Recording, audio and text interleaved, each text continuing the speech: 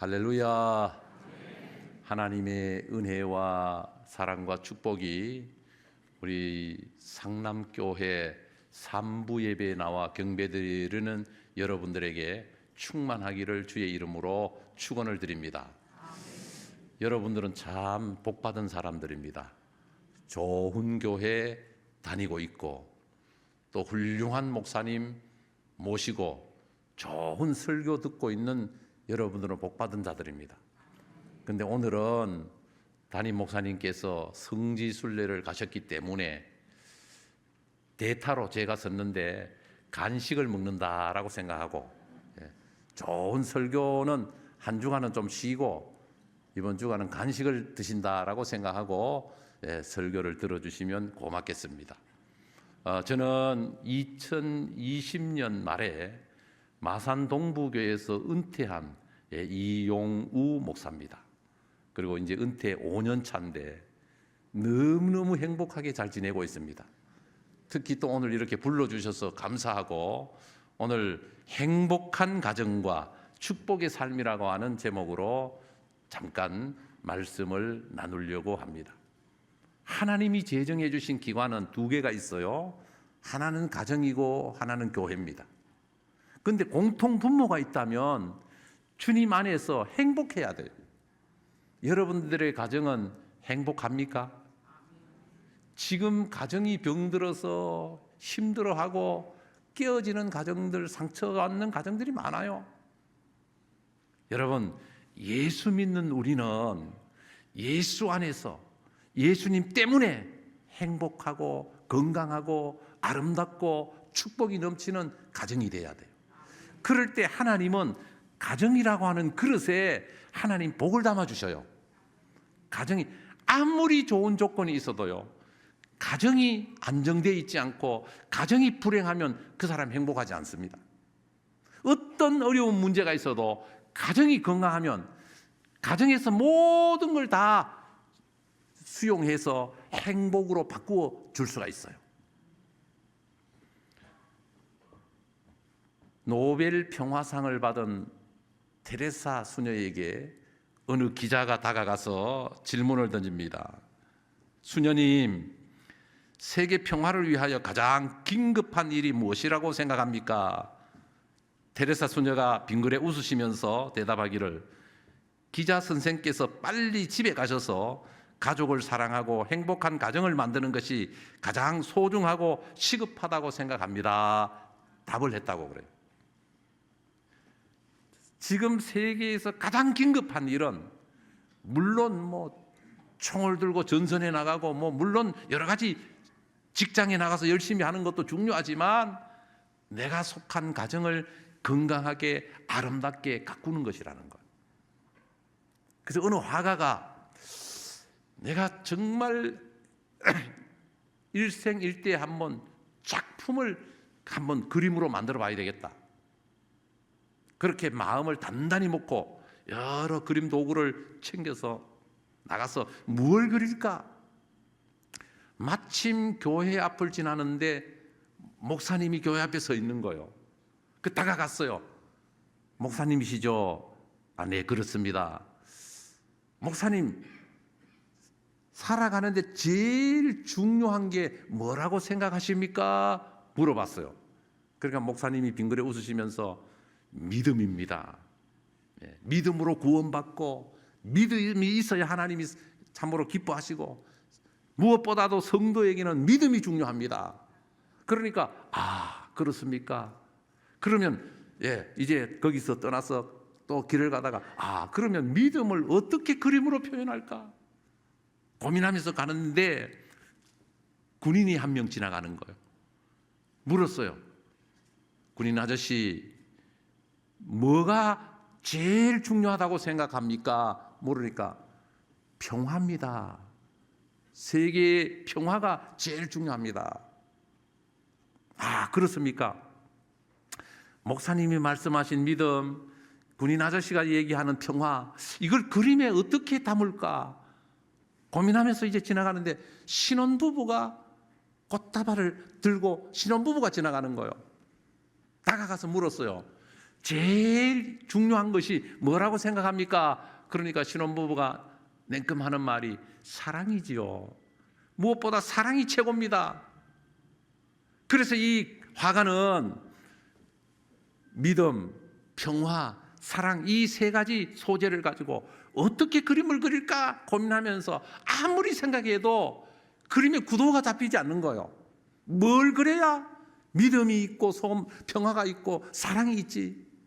고민하면서 덜레덜레 이제 집에 돌아와서 현관문을 열고 들어가는데 아이 둘이가 아파하면서 달려와서 막 안기는 거예요. 그러니까 아이들 눈망울을 보니까 초롱초롱한 눈망울이 아빠 사랑해 하고 막 매달리니까 아, 이게 믿음이구나. 아빠를 바라보면서 아빠에게 와서 안기면서 아빠를 의지하는 거, 이것이 믿음이구나. 그런데 부인이 빙그레 웃으시면서 당신 고생 많았지, 당신 수고했어요 하고 또 품어주는 거예요. 그러니까 아, 이게 사랑이구나. 아내가 위로해주고 품어주는 거, 이게 사랑이구나. 그럼 평화는 뭘지? 아, 평화는 가족이 함께 어우러져서 서로 안고 기뻐하고 즐거워하며 행복하게 하는, 행복해지는 이게 모든 그림의 소재이구나. 그래서 그분이 그림을 가족이 함께 포옹하고 있는, 품에 안긴 아이들과 함께 포옹하고 있는 그림을 그렸다는 거예요. 여러분, 제가 71년 동안 살아오면서 많은 사람들을 만나봤습니다. 훌륭한 사람도 많이 만나봤고, 실패하고 병들고 어려워하는 사람도 만나보고, 잘 나가는 사람도 만나보고. 근데 공통점이 뭐냐 하면은 잘 되는 사람들은요, 대부분 잘 되는 사람들은 거의 다 효자들이에요. 효자에게 복이 오는 거예요. 오늘 성경 말씀을 보세요. 성경 말씀 에베소서 6장 2절 3절을 같이 한번 읽을까요? 6장 2절 3절을 우리 한번 한 목소리로 같이 한번 읽어보겠습니다. 시작. 내 아버지와 어머니를 공경하라. 이것은 약속이 있는 첫 계명이니 이로써 너가 잘 되고 땅에서 장수하리라. 여러분, 세계 역사 속의 인물들을 보면요, 공통 분모가 효자입니다. 기독교 역사에 정말 위대한 인물이 있는데 어거스틴이라고 하는, 그는 방탕한 젊은이였어요. 어머니가 그를 위해서 눈물로 기도를 해요.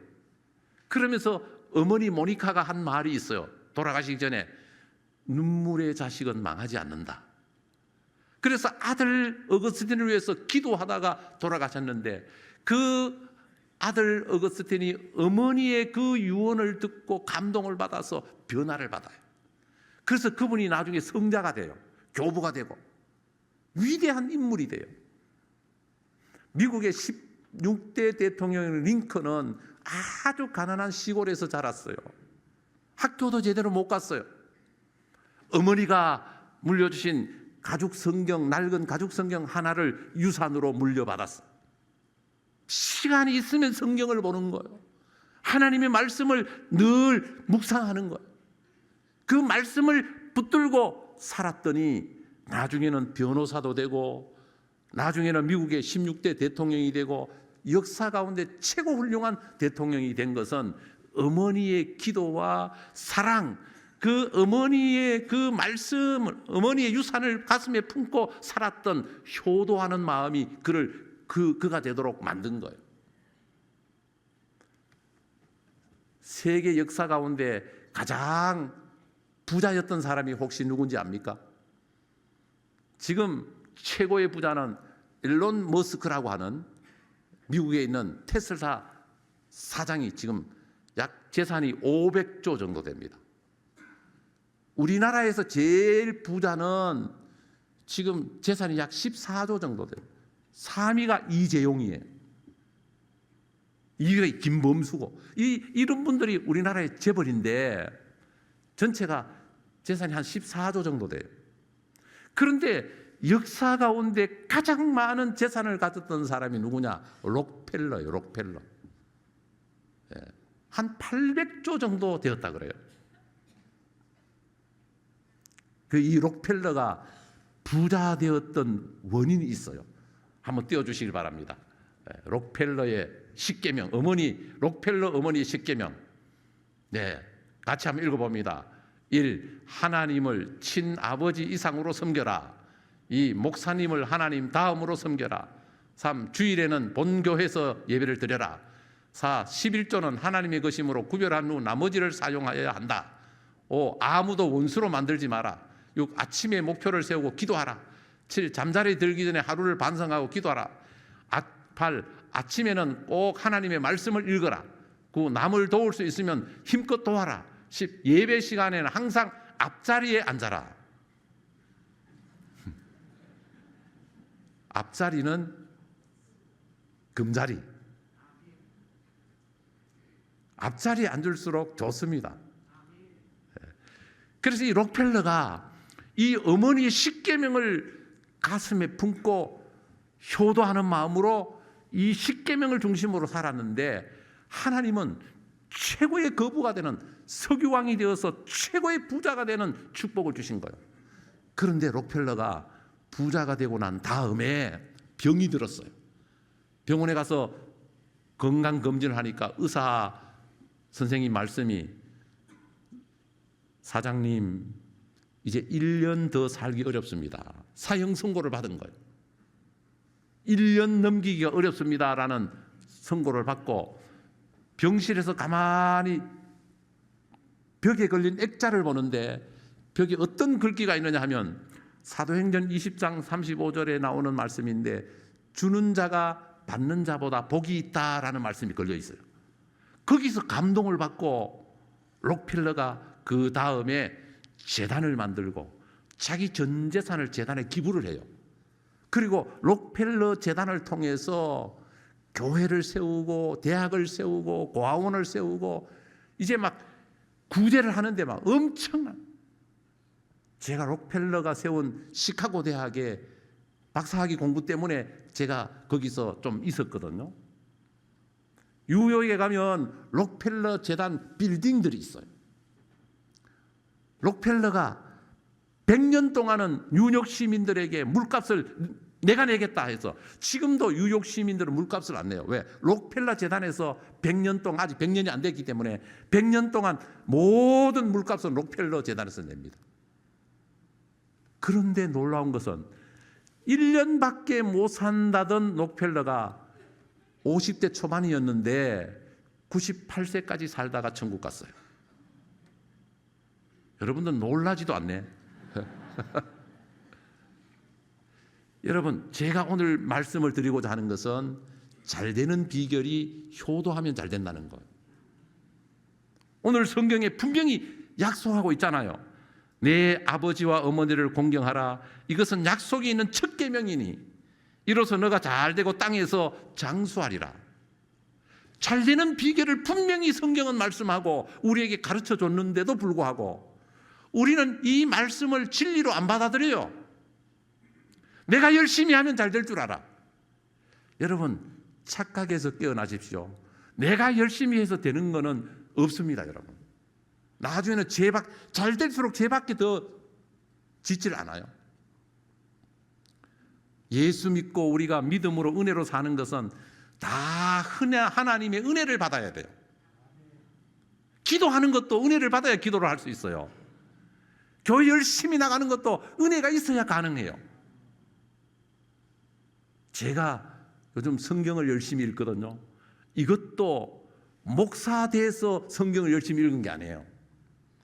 은퇴를 하고 1923년 12월 26일 날 명성 기도원에 기도회가 있는데 갔다가 제가 은혜를 받고 많이 울었어요.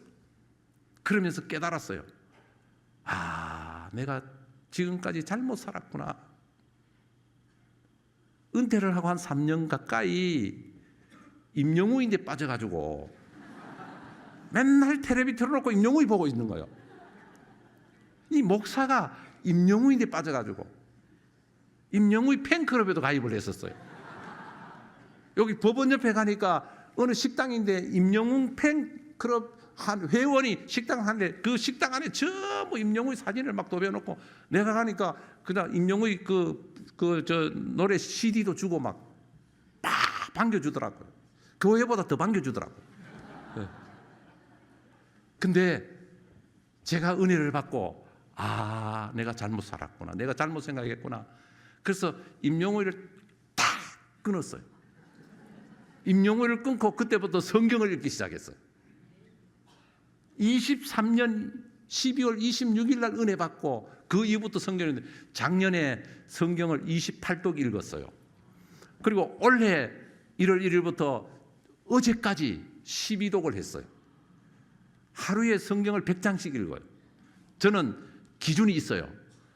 밥은 굶어도 성경은 읽자. 밥은 굶어도. 졸리면 성경 읽자. 눈 말똥말똥 하다도 성경 읽으면 졸리잖아요. 근데 저 같은 경우는 졸리면 가서 성경 읽으면 눈이 탁 떠져요. 성경은 읽을수록 눈이 밝아져요. 화면에 나오는 글씨 다 보여요. 작은 성경 안에 작은 글씨까지 다 보여요. 텔레비를 보면 눈이 침침해지고 흐려집니다. 그래서 제가 100% TV 안 보는 건 아니지만 뉴스나 가끔 저희 집 사람이 보는 거 있으면 가끔 보지만, 그러나 거기 지금 빠져서 드라마를 보거나 스포츠를 보거나 막 이래 하진 않습니다. 왜? 그럴 시간이 있으면 성경 읽어야 되니까. 그래서 저는 너무 행복해요. 제가 참 부끄러운 것은 목사이면서도 성경을 많이 못 읽었어요. 저는 1976년도부터 교회를 다녔는데 실제 성경을 많이 못 봤어요. 은혜를 받고 성경을 깨닫고 보니까 나는 참 엉터리였구나. 하나님 말씀 속에 없는 게 없어요. 하나님 말씀 속에 우리에게 필요한 모든 답을 다 갖고 있어요. 우리에게 필요한 지혜가 말씀 속에 담겨 있어요. 여러분, 누구든지 부족하면, 누구든지 문제가 있으면 말씀에서 답을 찾아야 돼요. 하나님의 말씀이 답입니다. 민족과 역사, 시대, 어떤 문제 앞에서도 하나님의 말씀이 답이에요. 말씀을 통해서 우리가 영안이 열려지고 귀가 열려지고 가슴이 열려지고 하나님의 말씀에 사로잡히면 우리 인생은 하나님이 책임지는 거예요. 그래서 너무너무 행복해요. 오늘 젊은이들이 아마 좀 많이 오신 것 같은데 인생의 운명은 하나님 만나면 바뀌는 거예요. 은혜 받으면 인생 운명 바뀌어요. 저는 군대 가기 전까지 참 농땡이였어요. 짧고 굵게 살자가 제 목표였어요. 그냥 막 먹고 마시고 막 놀자. 군대에서 예수 믿고 제 운명이 바뀌었어요. 여러분, 예수 믿는 사람들에게는요, 축복받는 게 목표가 아니에요. 목적이 아니에요. 거룩하게 사는 게 목적이에요. 하나님은 여러분들이 거룩한 백성이 되기를 원하셔요. 거룩한 삶을 살면 우리에게 필요한 은혜와 복은 하나님이 절로 주셔요. 영혼이 잘됨 같이 범사가 잘 되도록 하나님 우리에게 절로 복을 주셔요. 여러분들이 다 축복의 주인공이 되기를 바랍니다. 그를 하려면 먼저 하나님을 내 마음의 아버지로 모시고 내 육신의 부모를 공경하고 효도하는 마음, 하나님 아버지 육신의 부모를 공경하는 효도하는 마음을 가지고 살면 땅에서 약속이 있는 첫 계명이니 너가 땅에서 잘 되고 장수하리라. 이 말씀은 변함없는 진리입니다. 우리 상남교회 모든 성도들이 다 이 땅에 사는 동안 잘 될 수 있기를 바랍니다. 여러분들이 하나님 잘 섬겨서 예수 믿는 것 받은 증거 많도다. 성도에게는 간증이 있어야 돼요. 네? 성도에게는 예수 믿고 무엇을 얻었는데, 예수 믿고 어떤 변화가 있었는데, 예수 믿고 무엇을 극복하고 승리했는데, 예수 믿고 변한 것이 뭐야? 물었을 때 우리는 간증이 있어야 돼요. 나 예수 믿고 술 끊었어. 나 예수 믿고 임영웅이 끊었어. 나 예수 믿고 이 세상 멀리했어. 나 예수 믿고 이제는 예수님밖에 없어. 그럴 때 하나님이 우리에게 간증거리를 만들어 주시는 거예요. 기적이 일어나게 하는 거예요. 축복의 주인공이 되게 하는 거예요. 이런 역사가 여러분들에게 넘칠 수 있기를 바랍니다.